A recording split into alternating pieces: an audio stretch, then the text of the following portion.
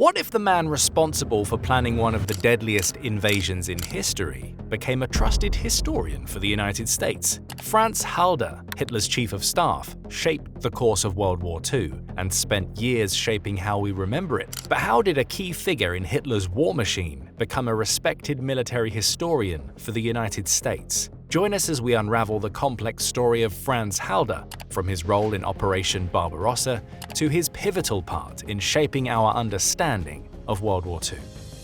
Franz Halder's path to becoming a key figure in the Nazi Germany war machine started well before Hitler's rise to power. Born in 1884 to a military family, Halder joined the Bavarian army in 1902 under the command of his father. During World War I, Halder served in a variety of staff roles. After the war, Halder was transferred to the Reichswehr, the army of the Weimar Republic, where he served in staff and training roles, including under Walter von Brauchitsch in the army training department. During this unstable time in German politics and the economy, he made a name for himself as a talented military planner. By the time Hitler became chancellor in 1933, people already respected Halder for his military know-how. In 1936, Halder took on the role of the director of the maneuvers staff for the Wehrmacht. It was during the 1937 Wehrmacht exercises that he first met Adolf Hitler, an encounter that led to Halder becoming a loyal supporter. However, Halder had mixed feelings about Hitler and other Nazi leaders from the start. Halder liked that they wanted to rebuild Germany's military, but was cautious about their methods and goals. This back-and-forth attitude shaped how Halder dealt with Hitler throughout his career. Halder's connection with Hitler quickly boosted his career and his rise through the ranks, and on February 1, 1938, Halder was promoted to General of the Artillery. In that same year, Halder was named Chief of the General Staff of the Army High Command. During this time, conservative nationalist officers approached him about leading a coup d'etat if Hitler decided to go to war,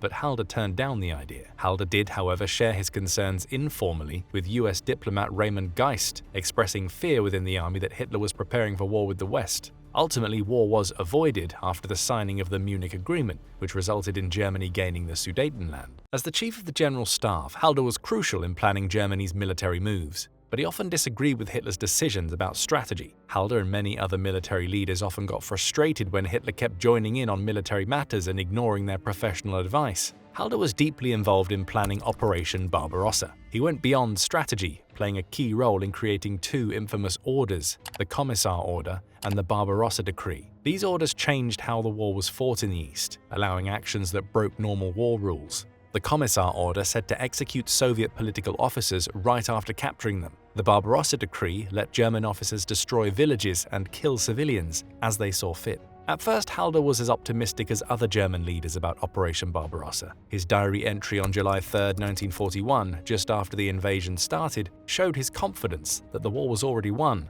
But as the operation went on, Halder's views changed dramatically. By August, he had to admit that he had seriously underestimated Soviet forces. As the German advance slowed down and the harsh Russian winter began, Halder and Hitler began to clash on strategy. Halder wanted to focus on capturing Moscow, thinking it would end the war quickly, as Hitler preferred a wider approach, targeting Ukraine's resources and the Caucasus oil field. These different views led to ongoing conflicts that shaped the war on the Eastern Front. As time went on, Halder grew more frustrated with Hitler's meddling in military decisions. His diary entries show how much he disliked Hitler's strategic choices. The relationship between Halder and Hitler disintegrated fast. Hitler made fun of Halder's military background, pointing out he'd worked in an office during World War I instead of fighting. Halder responded by writing sarcastic comments about Hitler's unrealistic goals, showing how far apart their views had become. Their disagreements hurt the German war effort badly. They missed crucial opportunities and created a lot of confusion, which helped cause Operation Barbarossa to fail and led to many German casualties. Even so, Halder and other military leaders kept planning big attacks, showing that they didn't really understand what was happening on the ground. Things came to a head in September 1942 when Hitler replaced Halder as chief of staff of the OKH and retired him to the Führer Reserve, with Hitler blaming Halder for the failures in the East. While no longer in charge of military decisions, Halder stayed involved in German military politics. He continued to oppose Hitler's leadership through secret discussions against the regime. On July 20, 1944, German military officers tried to kill Hitler in what became known as the July 20 plot. Although Halder wasn't directly involved, the follow-up interrogations into anti-Hitler activities in the military soon caught up with him. On July 23, 1944, just days after the failed assassination, the Gestapo arrested Halder. Halder was then imprisoned in the Flossenburg and Dachau concentration camps. Despite the camp's brutal reputations, Halder's experience as a prisoner was quite different from most others. His wife Gertrude was allowed to stay with him in captivity, which was very unusual, and showed he still had some status even as a prisoner. Halder himself said he had no complaints about his confinement conditions, suggesting he was treated better than the other inmates. The special treatment went beyond having his wife with him. Halder could keep some personal belongings and was given writing materials to continue his diary. He was also kept separate from other prisoners, further showing his unique status.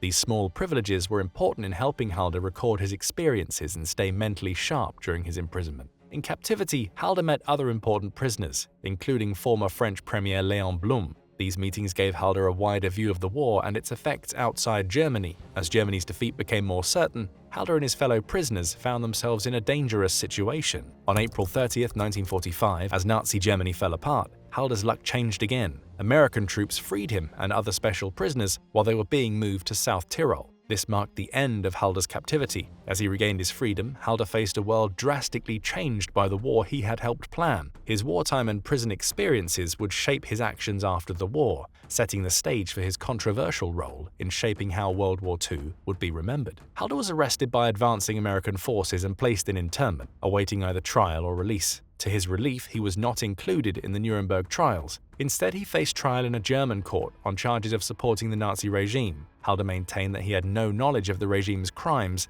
and insisted he was not involved in the decision-making processes. Ultimately, he was acquitted of these charges. However, during the trial, the prosecuting attorney gained access to Halder's personal diary. The diary revealed his role in drafting the Barbarossa decree and the Commissar order. This new evidence led to his case being reopened for retrial. But Halder was working with the US Army Historical Division. This partnership was important for the United States, which wanted to use German military knowledge as the Cold War began. So the Americans refused the retrial, and the case against Halder was dropped. As lead consultant for the US Army Historical Division, Halder had a lot of control over how World War II was portrayed. He oversaw the creation of 2,500 historical documents, written by 700 former German officers. Halder set strict rules for these manuscripts, telling authors to leave out anything that could make the German armed forces look bad. He also had a group of trusted ex-Nazi officers review and edit the documents to make sure they matched his sanitized version of military history. This careful editing helped create the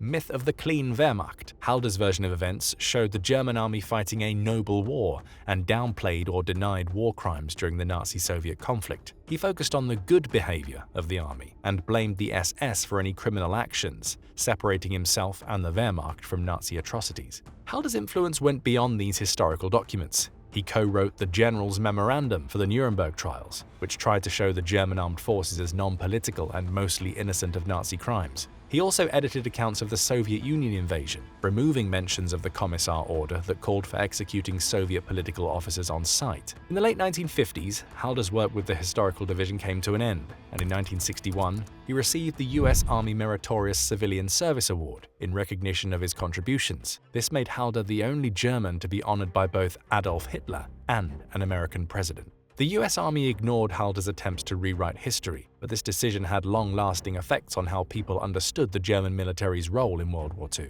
Halder's carefully crafted story influenced historians and the public for decades, creating a distorted view of what the Wehrmacht did during the war. Halder's distorted history even affected popular media, school textbooks, and some military teachings well into the late 1900s. However, today's historians have poked holes in Halder's version of events and found that Halder's accounts of Operation Barbarossa don't match up with actual wartime documents. Halder's post-war claims about opposing the Soviet invasion contradict his own wartime diaries and actions. Halder's case shows how hard it can be to face uncomfortable truths about the past. This gap between what happened during the war and what was said after highlights how history can be twisted and why we need to look at it critically. People's views on Halder have changed over time, but he's still a controversial figure. Some still see him as a valuable source on military history, while others view him as someone who helped cover up Wehrmacht crimes.